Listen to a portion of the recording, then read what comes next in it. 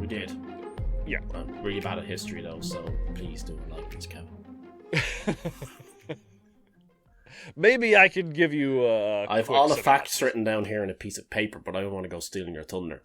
Okay. So, I appreciate that. Dan's not going to whip out his historical knowledge from 17th century Europe, so I guess I'll do it for you. It completely took place in Europe. America had no place in it, so America doesn't really get taught it. If you weren't in some type of Western Civ or European history class, you didn't learn much about anything. That's why it went on for 30 years, because America didn't get involved at the very end. Yeah, if we'd have swooped in right at the end, we'd be like, we're taking over this bitch. It'd have been all done. America, fuck yeah. Fuck yeah. Johnson, what are they doing? We dropped a bomb.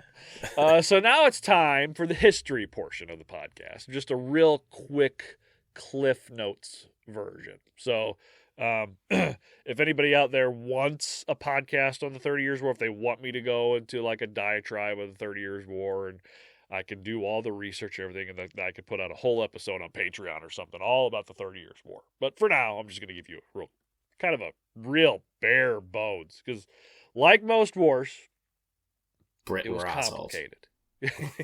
That's true too, but it was complicated. There's a lot of mechanisms going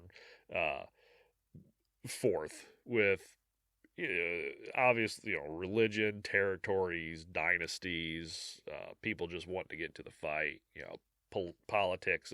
There's a lot of stuff going on. So this is really just, skimming the top of the sludge off the barrel.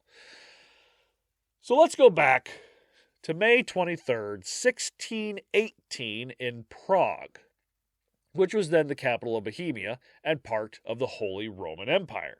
Now, the Holy Roman Empire was experiencing religious and political tension between Catholics and Protestants.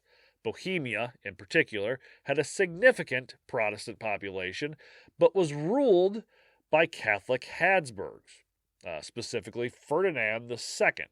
Now, the Habsburgs were one of, if not the most important family of rulers in European history. Now, I get it. You had, the Tudors and, what forth. But I'm not sure, when did the Tudors, I don't know how long the Tudors actually reigned for in England.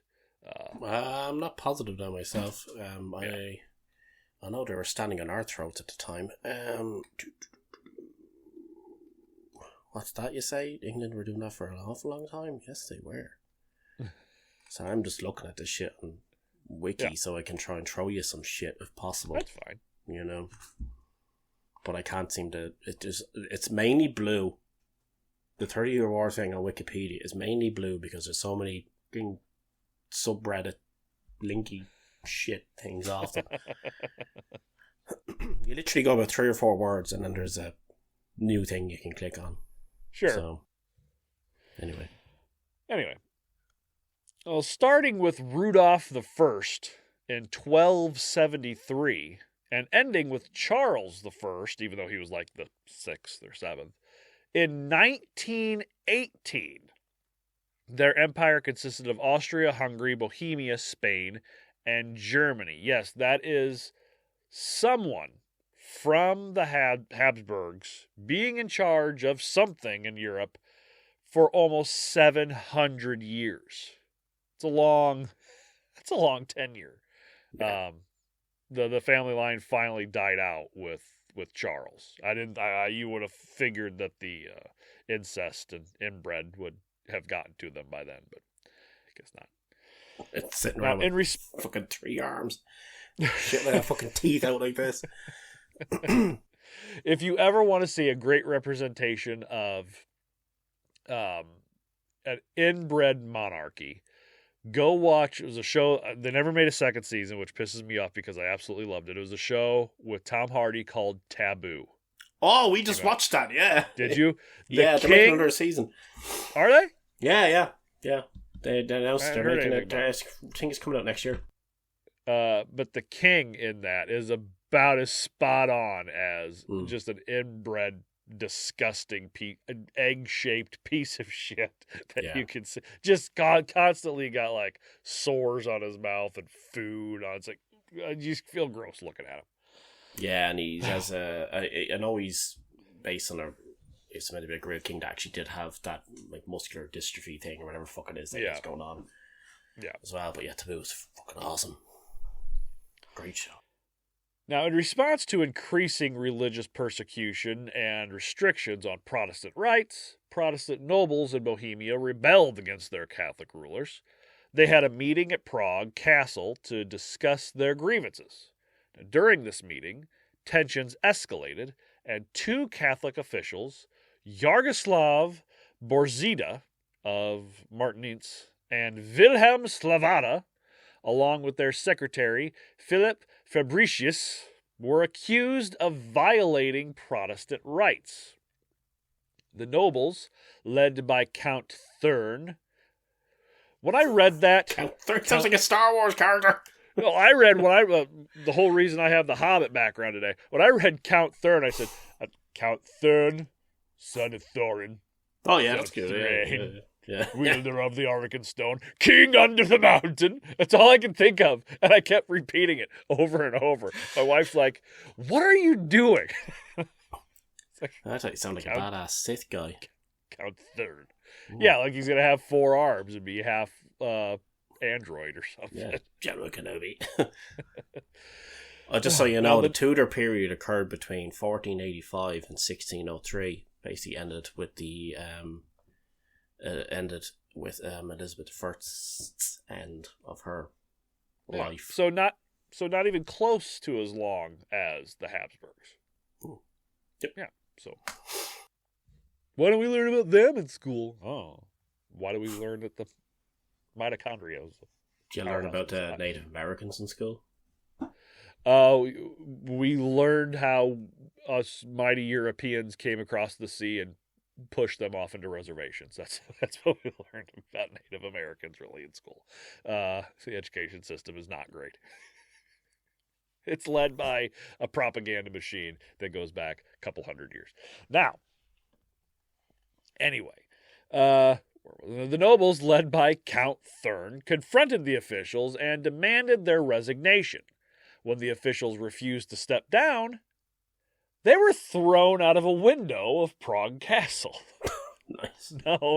Known as the second defenestration of Prague. Defenestration literally means to throw someone out of a window. Now, the most shocking part about this is that it's the second one. There was another one before this. Like, how often are people just being thrown out of windows in Prague?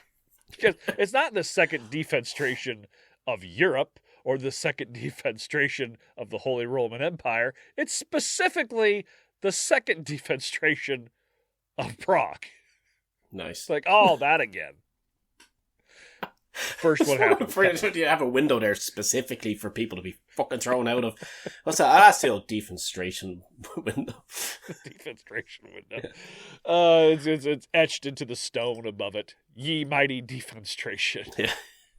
It's got a hand crank window. Just crank it that as a job though, defenestrationist. It's your job to throw people out windows.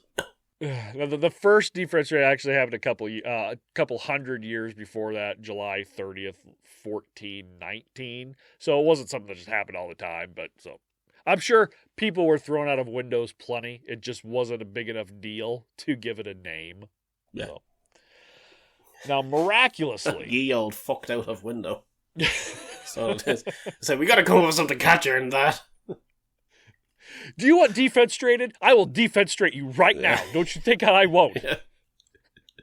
Now, miraculously, the 3 individuals survived the fall, which was attributed by Catholics to divine intervention. I'm sure it had nothing to do with their horrible diets that turned their bones into rubber and they just bounced when they hit. Or the stupid idiots had their defenestration window on the wrong floor. It's like they just pushed them out a door. Like, Welcome to Prague Castle. This is our defenestration window on the first floor. We'll take you up, show you our defenestration. That's how Dublin says an emergency exit. We threw them out the defenestration window, but they're cleaning the windows right now. They just all landed on that scaffolding that's outside. Now, a war between Ferdinand II and Bohemia and Austrian rebels began, lasting 5 years and ending with Ferdinand on top. This was what would be called the Bohemian phase. So we're going to have the missionary phase. We're gonna have this broken down into phases. There's 4 of them. That's the Bohemian phase, lasts about 5 years. But then you have the Danish phase. And the Danish king Christian. When they stopped for dessert. Danish. Can we get a crawler? Do you have any cheese or blueberry? I love a good cheese or blueberry Danish. So good. Now the awesome. The Danish king Christian IV intervened on the Protestant side, but was defeated by the Catholic forces led by the Holy Roman Empire. Followed by the Swedish phase, where Sweden, under King Gustav Adolphus, intervened on the Protestant side, achieving significant victories, and Adolphus emerging as a prominent military leader, even though he was killed in the Battle of Lutzen in 1632. That's because all of his fortifications arrived flat-packed and he couldn't build them in time. He didn't have that little spanner thing and he was like, ah! And then like a cannonball hit him. They didn't send me a the giant Allen meatball. wrench. How can I make the Warforged without the Allen wrench? What's all this gravy? I mean, these meatballs are delicious, but what's with all this gravy? And that takes us to the French phase, where France entered the war against the Habsburgs, mainly to counterbalance the power of the Holy Roman Empire. This, eventually, in 1648, after the deaths of around 8 million people, led to the Treaty of Westphalia, which established the principles of state sovereignty and granted religious freedom to Protestants within the Holy Roman Empire. The Holy Roman Empire pretty much started to fall apart at that point. The treaty marked the end of the 30 Years' War and irrevocably changed the map of Europe. The map of Europe that we know today is not the map of Europe from 500 years ago. It's changed. It's like you log on to play Age of Empires and you turn it on and you go into Europe. It's like, what the hell is this shit? Where is this at? This isn't my Europe. And that's how it'd be if that was like here. And you showed America and it was different. That ain't my America. Damn liberals. Sorry, it's actually Total War I was thinking of, not Age of Empires. Rome Total War, what a game.